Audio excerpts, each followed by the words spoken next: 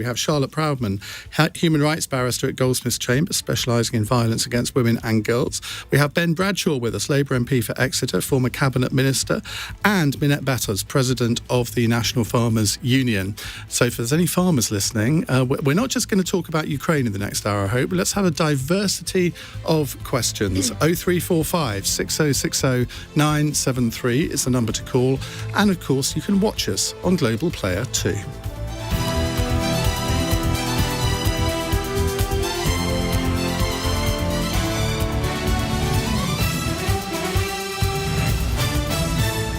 On your radio, on Global Player, and Play LBC. Leading Britain's conversation.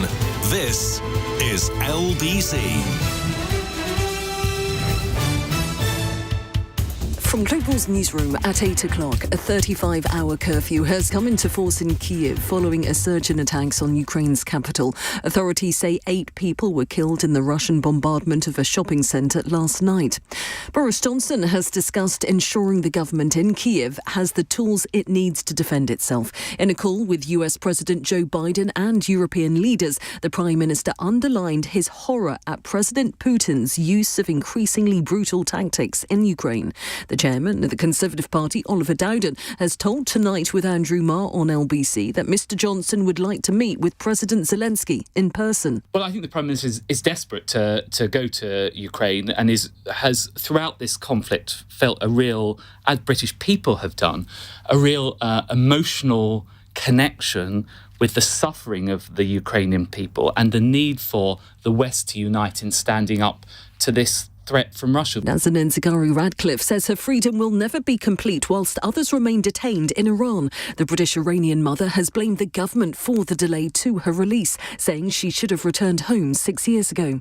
And more artists have been announced for the Concert for Ukraine. Nile Rodgers and Chic and Manic Street Preachers will be among the performers at next week's show. LBC is joining all of Global stations to support the concert, raising money for the Disasters Emergency Committee appeal. To the city, the FTSE 100 closed up 37 points at 74.42. The pound buys $1.32 and €1.19. LBC weather, a dry night for most across the UK, lows of freezing. From Global's newsroom for LBC, I'm Zora Suleiman. This is LBC from Global. Leading Britain's conversation. Cross Question with Iain Dale. Hello, a very good evening. It's Monday's edition of Cross Question. I'm Iain Dale. Coming up, we are going to be talking to Minette, President of the National Farmers Union. I had the pleasure of speaking at their conference recently in Birmingham. Ben Bradshaw is with us as a farming link here because he was Secretary of State at DEFRA and indeed the DCMS in the, was it Gordon Brown government or Blair government or both? I was a junior minister in DEFRA, Iain, but I was Cabinet Minister for Culture. Right, I knew I'd get that wrong.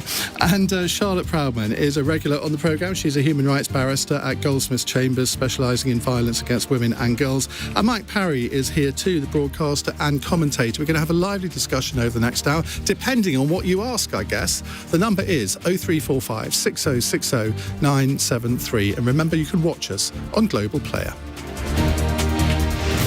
0345 6060 973. Tweet at LBC. Text 84850. Cross Question with Iain Dale. This is LBC. Well, welcome to you all. Our first question comes from Michael in Muswell Hill. Michael, far away. Oh, hi, Iain. My question is, why should Boris go to Ukraine, a war zone, when the benefits are negligible?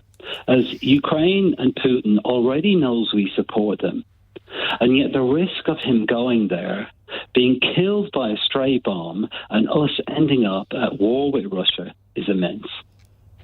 Mike Parry.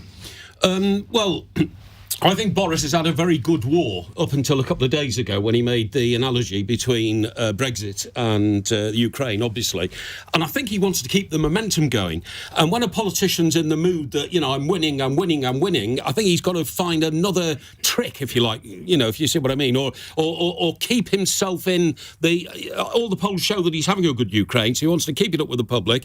I don't believe he would go in any circumstances that would put him in danger, because that would be stupid and foolish. Well, it is a war zone. It is a war zone, I know, but what I'm saying is there are ways of going to these places and ways not. I was telling my colleagues just before the show, Ian, when I used to work in Northern Ireland, the only time you knew Mrs Thatcher was in town was when suddenly all the roads got shut off and the blue lights flashing in the convoy came into town. You never got a moment's notice or warning she was coming. And I think that's the best way for a Prime Minister like Boris Johnson to have done it. So I think this might just be, raising the temperature a bit in the popularity stakes. Ben Bradshaw. I mean, I think we should all be taking our lead from the government of Ukraine and President Zelensky. I mean, if President Zelensky wants Boris Johnson to go, then I think it should be seriously considered. But I suspect that President Zelensky would have, other high-profile priority visits. For instance, President Biden or the head of NATO. That is never going to happen. It's not going to happen at the moment. It's not going to happen at the moment, in all likelihood. But if we're heading to what seems like now a kind of war of attrition, with Putin just carpet bombing towns and civilian areas, reducing them to rubble, but not really making very much progress on the ground. You could be looking at a frozen conflict scenario as Putin achieved in Georgia, and the circumstances then might be, if there's talk of some kind of agreement or talks, that I think it would be quite important for senior Western leaders to go. I'm not sure that Boris Johnson going on his own is going to be sending exactly the right message. I think it should be a NATO. I mean, of course, the leaders of Czechoslovakia, Poland and Slovenia have already been. The Czech Republic, I do beg your pardon, have already been. And I think that gave a big boost to the morale of the of the Ukrainians. But as I say, I think the lead should come from the Ukrainians. And we tend to get rather kind of an over-exaggerated sense of our own importance in Britain, I'm afraid to say. This is a kind of a long-standing weakness that we have. We think we're a lot more important and powerful, and people care more about us than they really do. And in this conflict, it's NATO they care about, and America, and the European Union. I'm not so sure that's right, actually. I mean, if you look at the reaction of Ukrainians to what Britain has contributed to this, they're very grateful. So far, they're incredibly grateful for the arms. I think if they draw a comparison between other countries which shall remain nameless, and it's a pretty positive comparison. On the arms, definitely. I think there's been frustration at how slow we've been on sanctioning individuals, and we've still got a lot of catching up on that. We're still behind America and Europe on sanctioning individuals, and of course on refugees, we've been absolutely dreadful, and we're still dreadful, and that is shameful, I think. Well, that might come up a little bit later. Charlotte.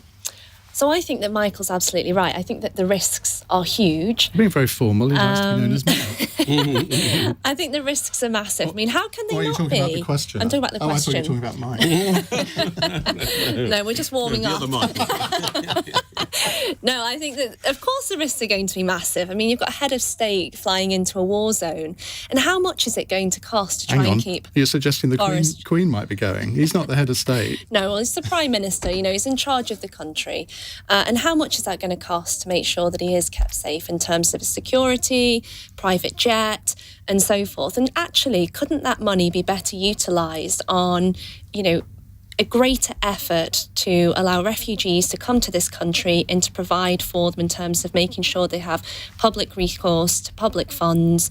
And at the moment, we're just not doing enough when it comes to refugees. I think the money could be better spent in that way. I understand the idea is that to show symbolic support for the Ukraine, but as you said, we've done a great deal for Ukraine already. And I think a huge amount of money that's going to cost, I think, could be better utilised elsewhere. Minette Batters. I think I challenge you to bring in a farming angle to this. That might be beyond me. I think in line with what Mike says, I mean, I would say that there are probably plenty who are absolutely determined that he doesn't go, which is why the story is broken in advance. I can't believe that you would broadcast a Prime Minister going into a war zone if it was actually going to happen. I mean, Ben, thinking back to your time in government, Gordon Brown used to pay the odd visit to Afghanistan and Iraq, I think. We only ever found out about those visits after he'd taken off and was on his way back, didn't we? Yeah, and that was to visit British troops on the ground. I'm not criticising. I mean, that's exactly how it ought to be. Absolutely. And I think I'm right in saying that the visit of the three Central European leaders was also not pre-announced. It was made public on the day. So, I don't know where this suggestion or story has come from, but I just think, let's just calm down and take our lead from what the Ukrainian government and President Zelensky want and ask for. And I'm sure that they've done not only such a good job and brave and courageous job at defending their country, they have done an amazing PR job as well. And they seem to know exactly what is needed when. And although, yes, they're frustrated that we haven't done more in terms of a no-fly zone, they are really doing a good communications operation. And if they felt it was helpful to have a visit, I suspect it wouldn't be Boris Johnson that they would want, but I think they would actually, because I think one of the reasons he might be considering going is because he is very popular there, okay? Macron has chosen to try and bring influence to bear on the other side with Putin. So why can't Boris, if he wants to, seize the initiative and say, look, I can rise right to the top here in terms of popularity, in terms of leadership, I might go and then cement my role here as the leader of the European bloc against Putin. What would be interesting is if he went to Moscow, actually, yes. and saw Putin. Because Macron, I don't think you can criticise Macron for trying. No. But, I don't think he's emerged from it particularly brilliantly. Totally agree. Especially as he's got elections. Electioneering, yeah. Well, I think it's important that you have a back channel or some sort of channel to the Kremlin. And in terms of what France has done, they've been completely... they've been ahead of us on sanctioning individuals. They're supplying a lot of weapons. I think the fact that I think there's a slight sense in this country, particularly in the conservative government supporting media, that of I think envy of the access that Macron has. These long conversations with Putin. Really? I feel quite sorry for him spending 2 hours on the phone to Putin, not achieving anything, but at least he's doing it, and it hasn't made any difference in terms of the conflict or what France has done. France has been completely on board with the EU and NATO, very hard line since this conflict started, and as I say, ahead of us on refugees and ahead of us on sanctions. Right, let's go to another question. It's Steve in Southend. Steve, very good evening. What would you like to ask? Good evening. Why have the UK government been so slow to take in Ukrainian refugees? Charlotte. Well, Priti Patel says that one of the reasons is because of security risks apparently posed by, people who could be pretending to be Ukrainians and, actually Russians, or those that are Russian sympathisers. That could pose this national security risk, apparently. So we need to be very cautious. But supposedly the same approach hasn't been taken in Romania or in Poland or in other countries where they've allowed millions of Ukrainian people who are displaced to seek refugee status in those countries. I suppose she would then argue that Romania, Poland and other countries, they haven't been under the kind of attack that we have in this country from Russia in the past, so that they're less of it's less likely to happen there. I'm just playing devil's advocate. I think, I kind of agree with you. Look, I'm not saying that there isn't a national security risk, and of course these things need to be evaluated, but why is it taking so long? If these checks do need to be carried out, of course they do. Why is it taking over a month to carry them out? Why are we still in a similar position that we were in at day one? And from what I read, it's only around just under 10,000 Ukrainians that have been granted UK visas to come to this country and stay with family members, or they have family membership relationships here. But what about all the other Ukrainians that don't have family members in this country? And what about the fact that over 150,000 British people have signed up to help refugees, to even house them in their own homes? That's the kind of compassion that British people have. Well, they have for opened refugees. this sponsorship scheme now, haven't they? So, I don't quite understand, and maybe, Ben, you know more about this, but I don't understand how people are going to be matched. So you've got all of the people filling in the forms on the website now. You've got British people also filling in forms on a website, volunteering. But it seems at the moment as never the twain shall meet. And I think you have to remember as well that refugees, and I represent asylum seekers in the immigration tribunal, they often come with a huge amount of trauma Some of them have seen some horrendous things, and women, children that have been caught up in that kind of conflict. Some of them who are victims of sexual violence and other forms of trauma. And so I think, obviously it's extremely gracious of British people to welcome them into their home, but the British government should be prioritising Ukrainian refugees. We have a moral obligation, and under the Geneva Convention, we should be housing refugees in this country. Prioritising them over other refugees? No, I'm not suggesting that for any stretch of the imagination. Of course, all refugees, I think, should have equal opportunity to come to this country. But at the moment, we're seeing a Ukrainian war and millions of people that have been displaced, and we have an obligation to make sure they're in this country. But of course, there are other refugees that are coming from Ukraine, of people of colour that haven't even had a look in when it comes to gaining refugee status, and that's not only in this country but also in European borders as well. Minette, what can your members do to help this situation? Iain, I all represent these massive farmhouses. Desperate for labour. Absolutely. Look, I represent, I guess, sort of nearly 50,000 farmers and growers across England and Wales, and I have been... Including me. Including you, very important. But I've been inundated with calls from farmers who really want to help, who want to house people, who want to do everything that they can. And they're infuriated that it is so slow, so bureaucratic. I mean, we'd left, this bureaucratic trading bloc, and here are we, the one country with all the red tape surrounding us that is making it more difficult to people to get here. So you've had a really clear signal from the British public. They want to help. Certainly the members that I represent, the farmers, they really want to help. And we just need to make it happen. But it is so painfully slow to witness. I think the country is really exasperated, actually. We've done a lot to help, in a military sense, but this humanitarian crisis and seeing people pouring out. I mean, the point about Boris Johnson, perhaps he's better to go to the border and see people pouring out of the country and what other member states are doing to help them in order that the UK can fulfil what the public really clearly want to do, which is help and house people. We're going to hear from Ben and Mike with their views on the refugees in just a moment. It's 8:15. LBC.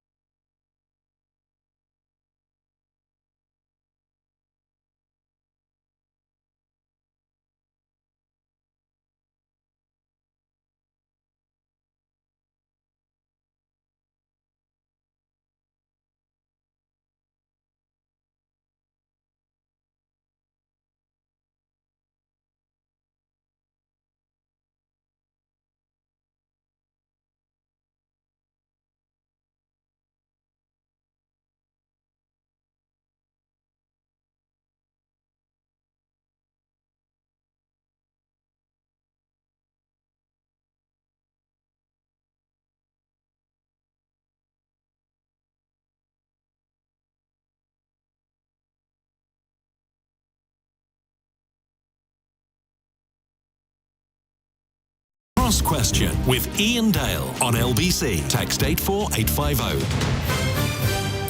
18 minutes past 8. If you've just tuned in, we have Minette Batters with us, President of the National Farmers Union, Ben Bradshaw, former Agriculture Minister and Secretary of State for Culture, Media and Sport, Charlotte Proudman is Human Rights Barrister at Goldsmiths Chambers, and Mike Parry, the broadcaster and commentator. Now, we were in the middle of answering a question from Steve in Southend, which was, why has the government been so slow in helping Ukrainian refugees? Ben Bradshaw.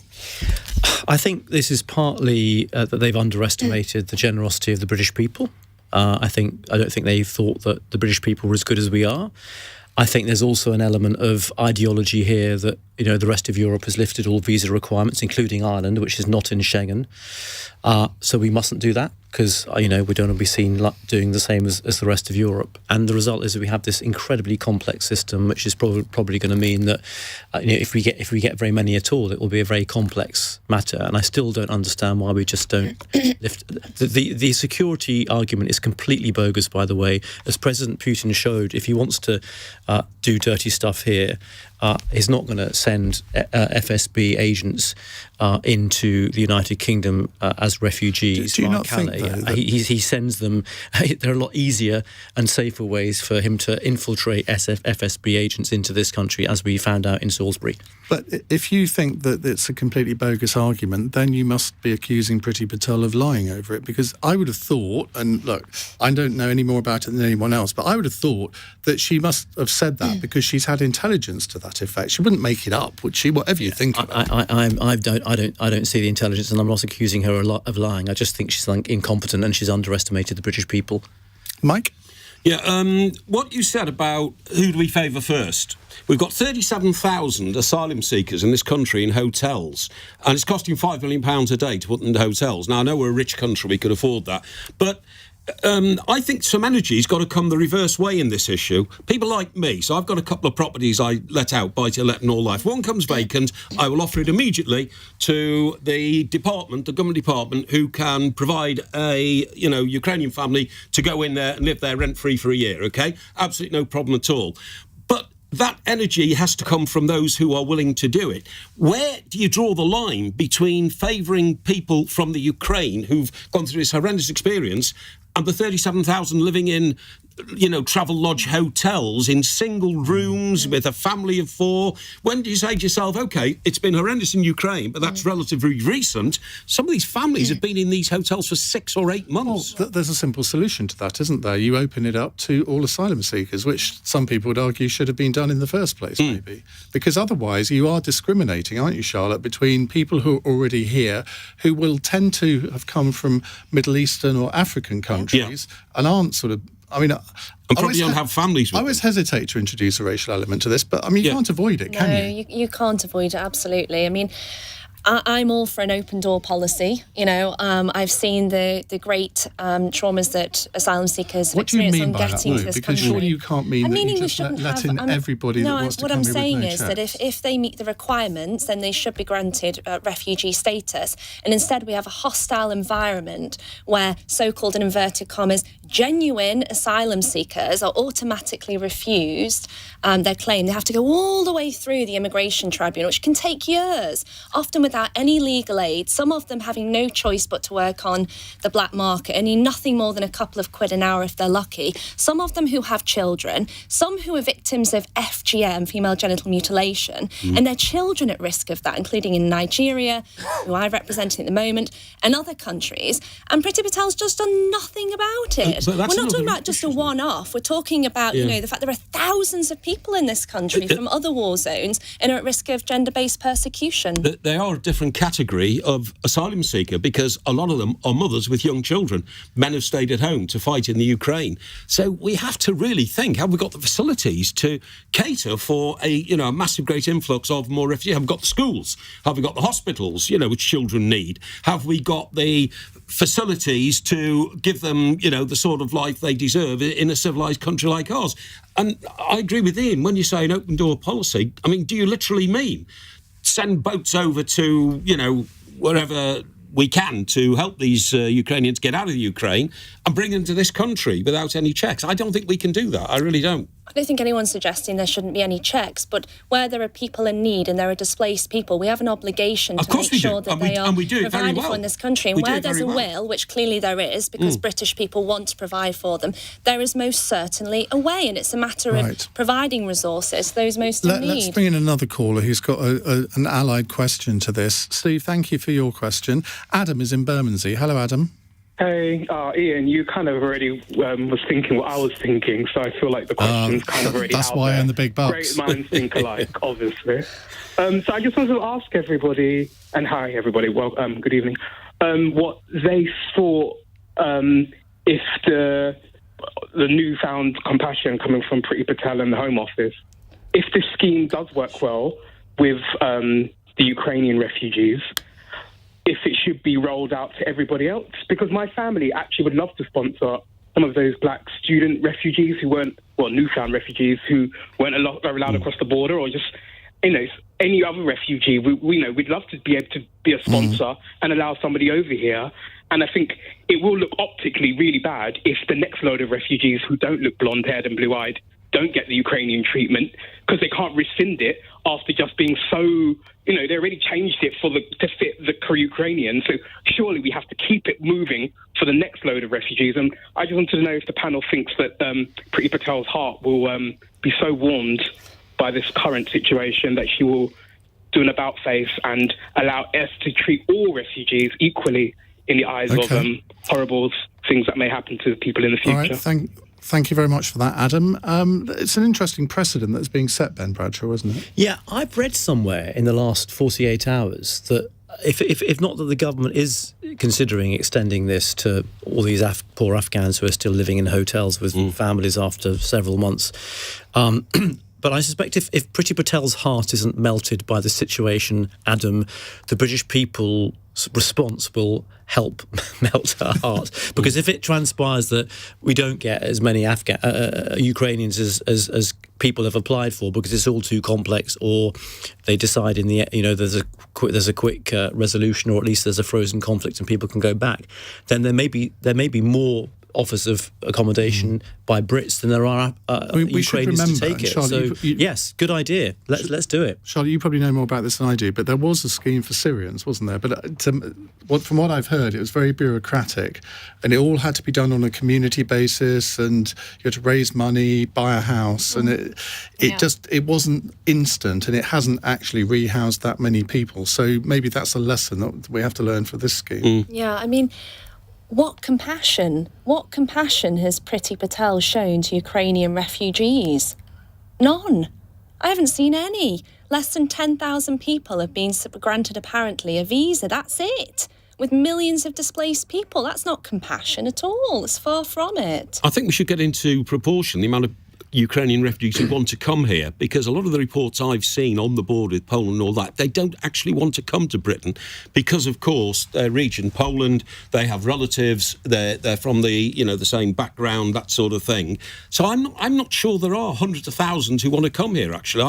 And for that reason, if you haven't got, what I'm trying to say is, if the government are aware of the fact that it's not like a massive wave of refugees wanting to come to this country, they can be more select, can't they, and get the process sorted. I think that's a fair point, and I think a lot of people who will come here, some will want to stay permanently, but I think most, when hopefully this is all over, they will want to go back and rebuild their country. And this is where we can bring in your members, Minette, because Ukraine is a massive producer of the world's wheat, isn't it? And I don't know how much the agricultural sector will have been damaged by all of this, but presumably quite a bit. And this is something where your organisation can actually maybe assist with the rebuilding.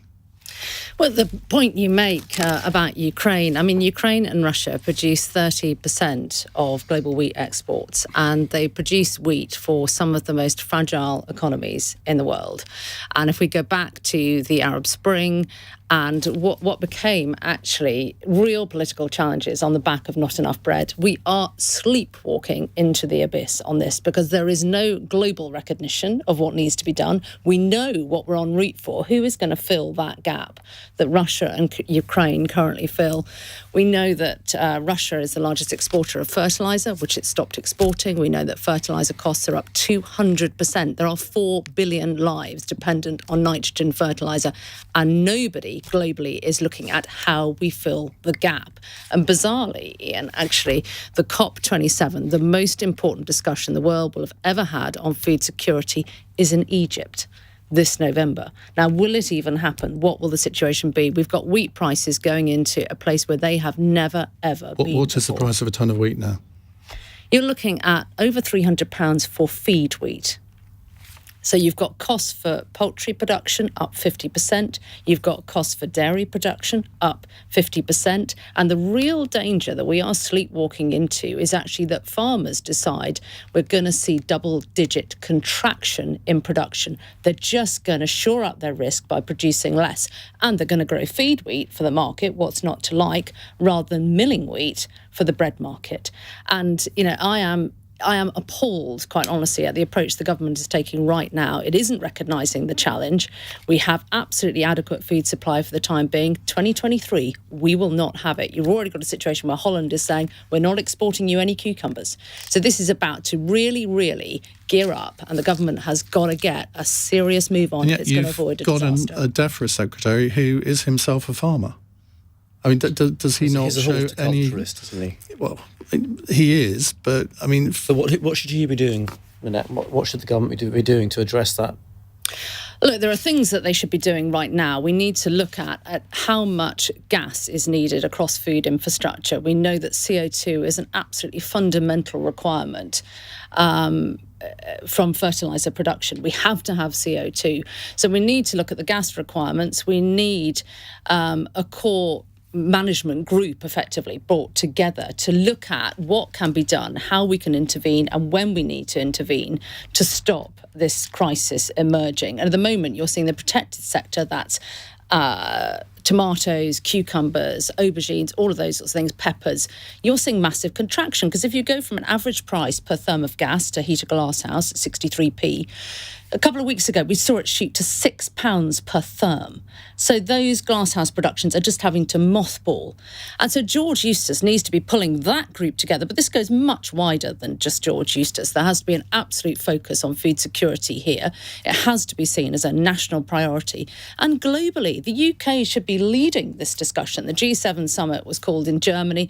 We've heard very little since then. All we've been hearing is, well, we're a wealthy nation. We're not reliant on Ukraine.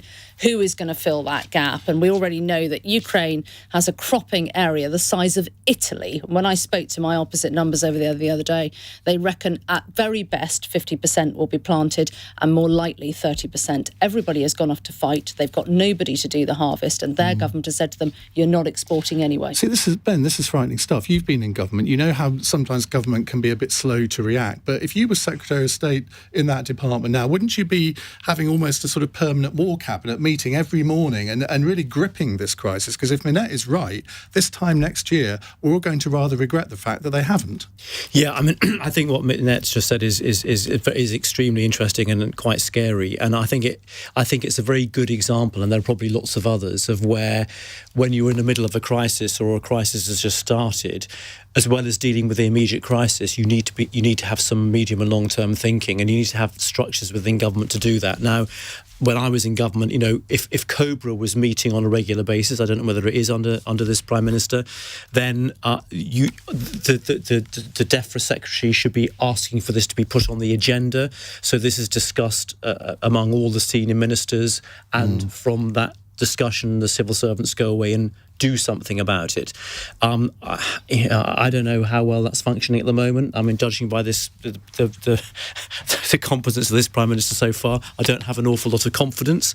But that's what should be happening. And we should be looking not just at how we deal with the immediate crisis, but what's going to happen in 6 months' time, 12 months' time, 18 months' time. Just to play devil's advocate on that point, whatever was got wrong in COVID, they did get the vaccine programme rollout right, and that was done within government. I mean, it was rolled out by the NHS, but they were given the resources to do it. So you would hope that this is the sort of thing that they would get a grip of sooner rather than later. But if in a year's time I'm spending all my time talking about food shortages, I shall remember this conversation. Shouldn't we, just as we did with the vaccine, shouldn't we bring in the private sector to try and organise the things that Minette says needs doing? I mean, do we have enough fields in this country, Minette, to double our wheat capacity, the growing wheat here in our country? And if so, then doesn't it need somebody like Lord Sugar, or somebody like Mr. Dyson, who makes vacuum cleaners very successfully, or somebody who knows how to organise a very big operation, or someone like Minette?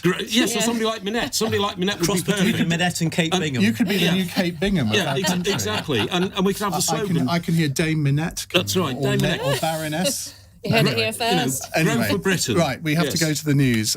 Some really good answers there, and I think we should all reflect on what Minette has been saying. 0345 6060 973. News time on LBC. It's 8:33. Here's Zora Suleiman. Ukraine's defence minister has accused Russia of committing genocide in his country. A 35-hour curfew has come into force in the capital Kyiv after 8 people were killed in an attack on a shopping centre. Nazanin Zaghari-Ratcliffe has criticised the UK government for taking 6 years to secure her release from being detained in Tehran. The British-Iranian charity worker has spoken publicly for the first time since returning to Britain. And pubs are going to be allowed to stay open later to celebrate the Queen's Platinum Jubilee weekend. Licensing rules will be relaxed for 3 nights in June. LBC weather: a dry night for most areas across the UK, lows of freezing. LBC.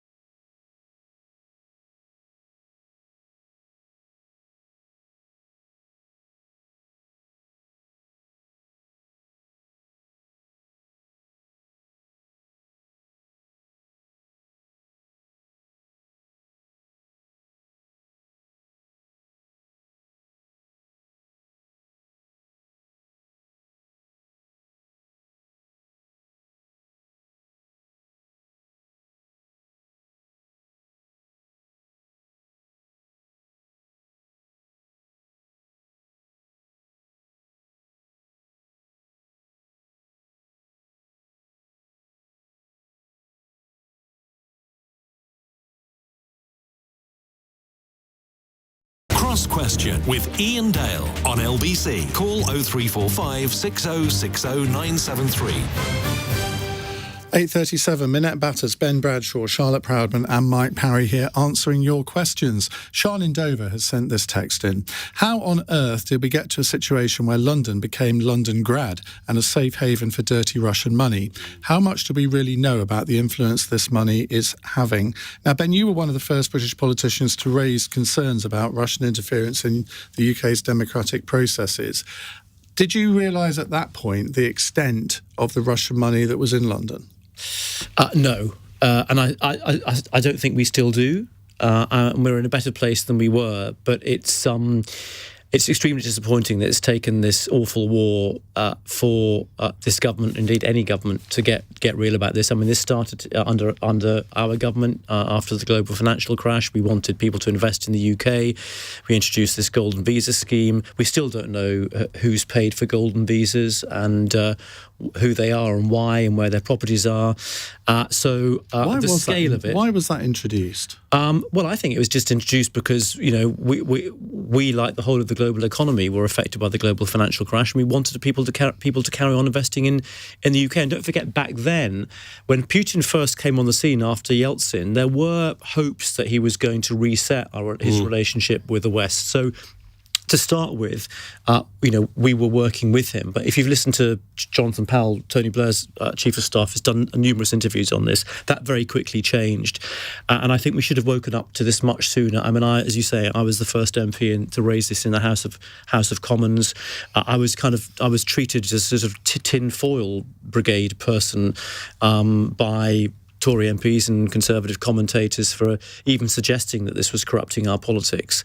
It gives me no comfort to say that, people are now taking this seriously, but we've still got a long way to go, and there are still loopholes in the legislation the government passed last week.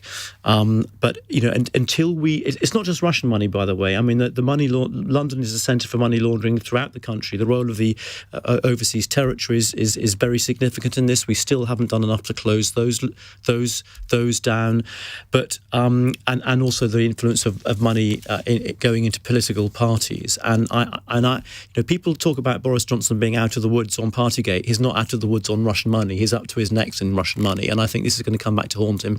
What do you mean up to his neck? Well, the Tory party have taken £9 million from oligarchs close to the Kremlin, and I think you will see in the next few weeks and months a lot of the stories that I've been aware of for a number of years that were, around. Do you differentiate between the oligarchs who you say are close to the Kremlin? They have to be British citizens to donate money to a political party, but there are some of them who are very, very anti-Putin, aren't they? I mean, do you lump them all together, or do you think that all of them should not be donating money? They say they're anti-Putin, but what would you say if you were an FSB asset? Would you say you were pro-Putin? Of course you wouldn't. I mean, come on. I mean, the fact that the security services raised concerns about Lebedev peerage, and these were not only ignored by the Prime Minister, but overridden by the Prime Minister. And yes, Lebedev can say that he abhors what Putin's doing in Moscow, but he would say that, wouldn't he? And what choice has he got? So I think we've been far too complacent, far too innocent, and far too greedy. And that goes, for law firms, for PR firms, all of these people who've made a lot of money, taking journalist Catherine Belton, who wrote the definitive piece about the role of the oligarchs in corrupting our democracy, almost lost her case in court, aided and abetted by very wealthy London law firms and PR firms. And we've got to make sure that we never allow ourselves to be in the position again. And, it's not even talking about China. We haven't even started thinking about China and what they're doing. Well, just on Lebedev, there's a brilliant podcast from Tortoise Media called Slow News. Yes, have you listened to that? I mean, it is a really good listen if anyone wants to have a listen to that, preferably after the end of this programme. Minette. We've got to do every single thing to marginalise, to cut off this regime. And I'm really pleased to see what has been done. But my goodness, do we have to keep the pressure on? And we're playing catch-up, aren't we, basically? We are playing massive catch-up. And when I look how reliant, sorry to go back to the whole situation of food security again, but when I look how reliant the world has become on Russia, how reliant Europe has become on Russian gas, it's an absolute catastrophe that we've allowed that to happen. We can avert avert that danger, but we need to act very, very swiftly. Mike. Yeah, I think we're now seeing the extent to which Russia has always been a gangster state. I mean, that's an expression that's, passed around. But when Chelsea was bought by Mr. Abramovich, we just thought he was a rich Russian who wanted a football club. But of course it wasn't that, was it? It was the start of whitewashing the money, getting the money out of Russia. Nobody ever asked, excuse me, why are all these oligarchs putting their money overseas? The answer is, if it was in a bank in Russia, it would get stolen. Somebody would steal it. It's a corrupt gangster state. Now, we should actually take it as a compliment that when the Russians got very, very filthy rich by stealing the money from their people, they wanted to come to London because we are a very safe and secure society. Nothing is going to go wrong. Nobody's going to steal it from the banks in London. And we have, the world centre to all intents and purposes in the City of London.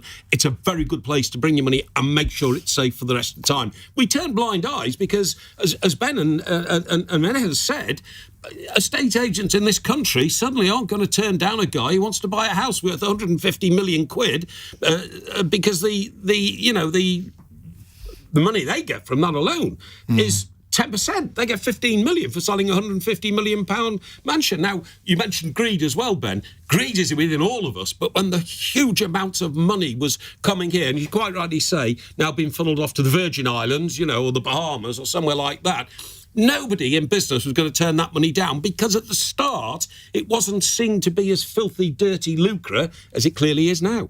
Charlotte.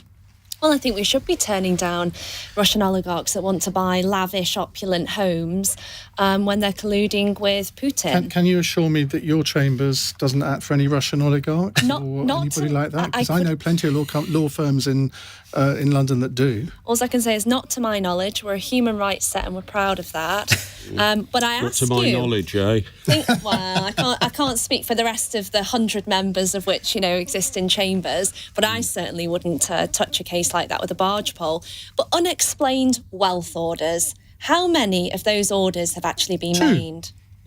Two, which means, assets, other property which can't be explained in terms of how it's being paid for is confiscated without having to prove criminality. And two, that shows how unenforceable the law is and how ineffective it is. So it's not really sending out a very strong symbolic message, is it? Law enforcement authorities have decided that that's not a priority for them. Or that they don't have the resources. Or they don't have the resources. They should be prioritising it then. The NCA, who did the one unexplained wealth order, or the one of the two, I mean, they faced a battalion of the highest paid law firms in London acting on behalf of the people. But not Charlotte's. But not your... Sadly not. Legal aid doesn't pay, I'm afraid. But I remember seeing that case and in you court. earn 20 or 30 times more working for a bank or a private sector organisation on compliance than you do working for a national public agency. And that whole funding thing, as well as the legal framework's got to be... You're in the wrong job. You need to move to... I'm on the side of angels, Ian. Aren't we all? Apart from when I'm on LBC. By the way, on the Russian thing, does everybody know what's going to happen to all these oligarch super yachts? Because they're floating around the world now. People are obsessed by yachts, aren't they? It's because they're worth hundreds of millions. Are the Saudis or the Middle East and the oligarchs, and all the oligarchs are giving theirs up now. And these yachts are worth like 100 million quid. What's happened to them? Our government got criticised for not seizing yachts. I'm thinking, but how many of them are moored in the UK waters? I suspect very few. No, they're not. Where are they going to put them? Anyway, we will move on to something else in just a moment. Do stay with us. It's 8:46 on LBC. LBC. Nick Ferrari at breakfast. Weekday mornings from 7. Health Secretary Sajid Javid. Were you PM, would you go to Kyiv? Or, as Health Secretary and one of his close colleagues, would you urge he does go to Kyiv? I struggle to see how he could provide even more support than we're currently doing. Where it's military, it's humanitarian. The UK is doing more than almost Doesn't it send a heck of a message, though, doesn't it? For the British PM to be seen in Kyiv, presumably shaking hands with or his arm around the Ukrainian president, that's a message for Putin, isn't it? It's not a good idea to talk about the Prime Minister's future travel plans. Nick Ferrari at breakfast. Back tomorrow morning from 7. Listen on your radio and on Global Player. LBC.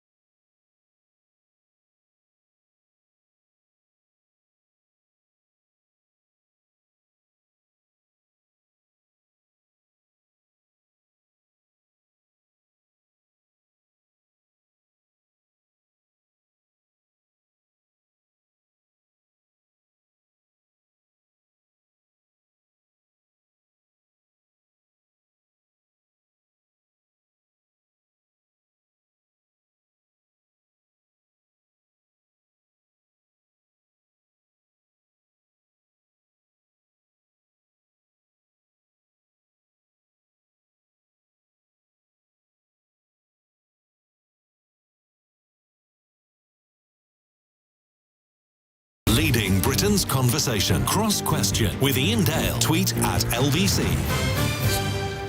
It's 10 to 9 on LBC. Minette Batters, Ben Bradshaw, Charlotte Proudman and Mike Parry with us taking your calls. Let's go to Martin in Doncaster. Hello, Martin. Hi, Iain and panel. Yeah, in October, my gas bowls were £38. They are now £77. How am I supposed to eat my home and cook when I don't qualify for any of the £350 targeted support? Charlotte. Well, the truth is, Martin, you're not. You know, you have to make a choice whether you heat your home or whether you cook. That's the reality of it, I imagine, and not just for you, for many other people across the country, where people are having to choose exactly that. Do I eat? Do I heat my home? Do I eat? Or do my children eat? These are the kind of questions that people are facing now. I think it's going to be probably one of the biggest crises confronting the British public, and I think it's only going to get worse as we move into a spring, summer of discontent, because it's not just rising fuel prices, it's increased inflation, coupled with the national insurance hike, coupled with the fact that the universal credit was cut and that hasn't been overturned. And people are in dire poverty with rising food prices and people using food banks. I see this firsthand with many of my clients on legal aid who are struggling to make ends meet. And these are mothers with children. And one of the other factors I think we also need to consider is that many people, unfortunately, are in abusive relationships. And one of the greatest single factors for why women and some men are not able to escape abusive relationships is because of economic and financial control and poverty. And this is only going to exacerbate that. I think also every household now, and I don't mean just people in situations like Martin, I think people on sort of good wages are now going to have to look at their budgeting in a way that they just haven't done in the future. I mean, even sort of us around this table, whom people think we're probably all very rich, apart from Charlotte, who's on legal aid, obviously. I mean, I found myself doing this. Do we buy that, or do we go without that? I totally agree. The answer to Martin is the whole economy is going to be rebooted, and we are going to live as less prosperous people in the next couple of years than we have in the past decade, because we're all going to have to readjust. So, for instance, Martin's gas bill means, if it's doubled like that, the once-a-week visit to the local Chinese restaurant is no longer on. That means the restaurant's eventually going to close down. Sky Sports gone. Yeah, absolutely. People might have to do that. I mean, look, how many subscription services you got in your house? You got Netflix and all that. People are definitely going to start knocking those off, because if you're only watching a couple of programmes a month or something like that, and you buy it for the Beatles on Disney or something like that, you're going to scrap it again. All our standards of living are going to go down, and it's all down to the fact, in my view, my humble view, we gave in to the Green lobby far too easily without any long-term thinking about what happens if. And the what happens if has happened, and we're now unable to defend ourselves and provide energy that we need in this country to run the UK. I think everybody continues to be grateful that LBC is free to air and will remain so. Ben Bradshaw. I mean, Martin's question was, how is he supposed to cope? And I suppose the honest answer to that is with great difficulty. Let's see what Rishi Sunak comes up with on Wednesday. I don't have particularly high hopes. I mean, there's talk he might cut a bit off petrol at the pumps, which would be welcome. He might do a bit on the threshold for paying national insurance. We think on the Labour side that he should scrap the national insurance increase completely, and that he should introduce, as most other European countries have, a windfall tax on the record profits of the oil and gas companies. Because of the price of oil and gas, they are making record profits. They're not reinvesting that, as the government's arguing that they should. They're giving it back in dividends to their shareholders and in bonuses to their directors. And if we do that, we can give every consumer, including Martin, £600 off their bills. That's what Rishi should be doing on Wednesday, and I hope he does it. Well, Martin, you might want to phone in at 7 o'clock on Wednesday, because we'll have the Chancellor Rishi Sunak live in the studio for 45 minutes taking your calls. I think it's the first time that a Chancellor has ever done that after a budget statement. So do tune in for that. Take his number. Yeah, we will. Minette Batters. Well, Martin, I think you just highlight the sort of perfect storm that everybody faces on many different aspects of how we live our lives. And this is why my focus with government is saying we have got to come together. We have got to work as a whole chain with government, making sure that we manage the situation with food availability, making sure that food production is prioritised as a real serious national issue of security, and look at where we need to intervene and when we need to intervene. And I think at the moment I see this government as effectively free market is code for actually I'm just going to not do anything. And when I look at what the US is doing and the intervention that the US is doing, I mean, they are really making sure that they are managing what is going on with production out there. We are not prioritising production of food here at all. There's a real danger that if we don't act, we are not going to have enough liquid milk here. We are not going to have enough milling wheat to make bread. Prices are going to rise. There's a perfect way around that. There is a way to manage it. We have the climate to do it, Martin, but it really does need serious action. I'll be intrigued to see what the Chancellor outlines, but do not leave food out of this debate, because we want to make sure that you have high quality British food and we want to make sure it's affordable. But that is not going to happen unless we work collectively, all of us together. Martin, thank you. Let's move on to Shahid in Hemel Hempstead. Shahid, you've got a question which I guess is more directed at Ben, but we'll get brief contributions from our other three panellists as well. Go ahead. Yeah, with Ben Bradshaw standing down at the next election, and with Labour now having less than half the MPs than they did in 1997 and 2001, I was wondering, what do the panel think are the reasons that Labour lost so many of its supporters? Why the reason they only have 200-odd MPs when in 1997 they had over 400? And what kind of policies will get the supporters back? Do they even want the supporters back? Are they more interested in Conservative voters coming over to Labour? Well, there's a lot in that, but So, I mean, you're standing down just as Labour look to be on their way back. Well, that's one of the reasons I'm standing down, because I feel a bit more relaxed about doing it. I would have been worried standing down under Jeremy Corbyn, because he might have parachuted some nutter into my seat, as he did in a number of other seats. No, Shahid, the quick answer to your question is we were too left-wing, and you may not agree with that, but the truth about politics in this country is you win elections from the centre. Tony Blair did it 3 times, record election wins. The other successful Labour Prime Ministers have done that. The public didn't trust our leader, and they didn't trust us on the economy. Keir's bringing that back, he's winning that back, he's doing a good job. I'm more optimistic than I have been since 2008 about Labour's prospects, but it's not very complicated, this. I've been in this business all my life, and if you go too far to either extreme, the British voters don't like it, and that's what we did, and we were punished for it, and we're living with the consequences, unfortunately, which is Boris Johnson. Charlotte.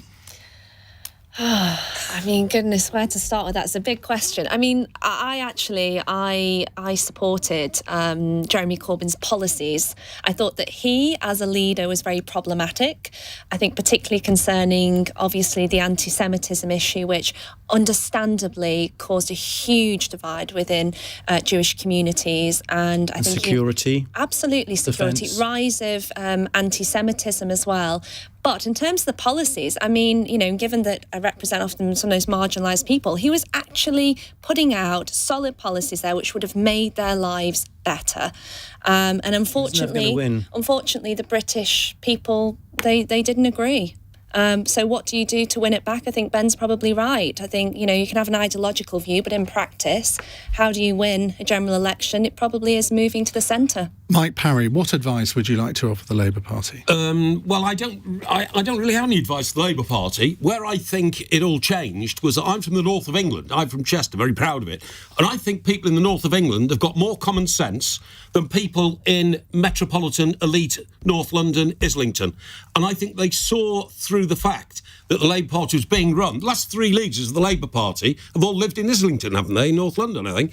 And that says it all to me. And the people of the north of England swung the last election, the Red Wall. was in Kentish Town. Apparently that's not Islington. Well, it's certainly North London, metropolitan elite, in my view. I don't think you can put Tony Blair, Jeremy Corbyn and Keir Starmer all in the same bracket. They were very different politicians. Yeah, but they all lived there, if you see what I mean, Ben. And there are people in the north of England who saw through all this. They represented seats all over. Tony Blair represented a number of Durham. He wasn't from London originally. So, I mean, we live in a very centralised political economy, as you know. I mean, you live in London, I assume, and Iain lives in London. Unfortunately, I'm people disgusted of gravitate Tunbridge Wells. towards London, but I don't think it makes you incapable of being able to be a successful politician and represent the country. But I take your point. I mean, I think Chester still has a very good Labour MP, but I completely agree with you about the common sense of the people in the north, and we should have listened to them more closely. Now, Minette, do you want to plead the fifth on this one, because we're getting towards the end of the programme? I'd quite like to do a text at the end. But if you want to have a short answer on this, feel free. Short answer coming. Look, I think the last Labour administration did not. 70% of the UK is rural, and if Labour wants to be successful, they have to have really clear, cohesive policies for rural areas. They have to prioritise food production, take it seriously. They have done in the past, and I'm sure they stand every success. That failed last time. It cannot fail again. The time is pressing. Our final fun text of the night. Emma in Northampton says, pubs will be allowed to stay open later to celebrate the Platinum Jubilee. Which pub will you be making the most of the extra time in? Hope it's my pub, the Lamplighter. I wonder if that text has anything to do with the fact that my producer comes from Northampton. Ben Bradshaw, what will you be doing for the Platinum Jubilee? I plan to go away. It's the long weekend we're getting, isn't it? It is, 4 days. I'm scarfering. I'm making the most of it and getting out the country. Well, that's not very patriotic. Well, I'm sorry. I'm sorry. Given it's the Platinum Jubilee. I have to take these opportunities when I can. Minette? I'll be supporting my local economy of Salisbury. What's your favourite pub in Salisbury? There are many. I'm not going to prioritise one on here, that's for sure. It's a cop-out, I'm afraid. I'll visit them all, Iain. Mike? Well, I want to do something that actually celebrates the reign of the Queen for the 70 years, and I don't know yet how to, but what I'm saying is I will not be seeking, for myself to enjoy that. I want to do something which actually contributes to celebrating the Queen's great reign, and by that I mean I want to do something charitable or something like that. Weatherspoons evening. Well, there will be a bit of Weatherspoons over that weekend. Charlotte, come on, rescue us. Yeah. Oh, God. So I don't want to rain on the Queen's parade. Here we go.